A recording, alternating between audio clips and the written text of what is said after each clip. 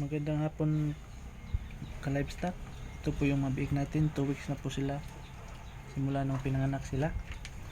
Kaso hindi pa sila ganoon kalakas kumain. Sinasanay ko po sila. Ginawa ko yung paraan ng paglalagay ng feeds sa didi ng inahin. Kaso ayaw pa rin nilang kumain. Pero malakas silang kumain ng kangkong. Pag binibigyan ko ng kangkong yung inahin, kumakain rin sila ng kangkong. Kaya ito po yung naisip ko na paraan. Binasa ko po yung feeds at nilagyan ko ng kangkong para masanay silang kumain.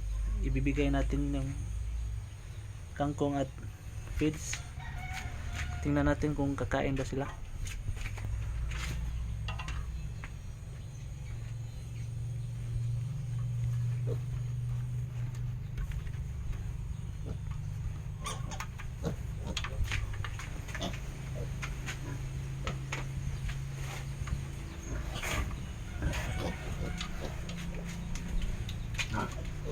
Ayun, kumain sila.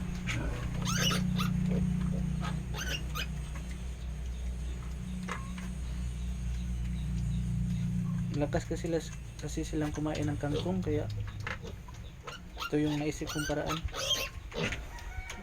Dagyan ko na lang ng feeds yung kangkong. Yung iba busog pa, kakakadidi lang kasi.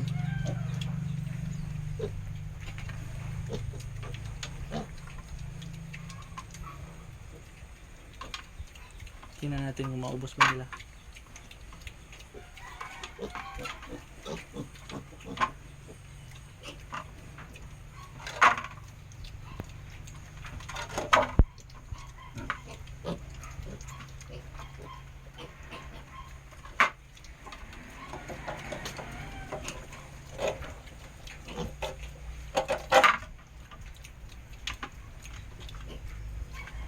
Pinaglalaroan lang nila.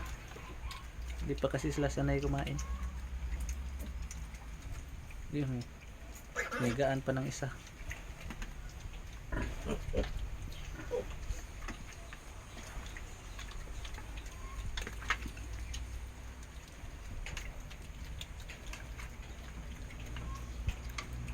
Masasanay din sila dito, mga ka-livestock.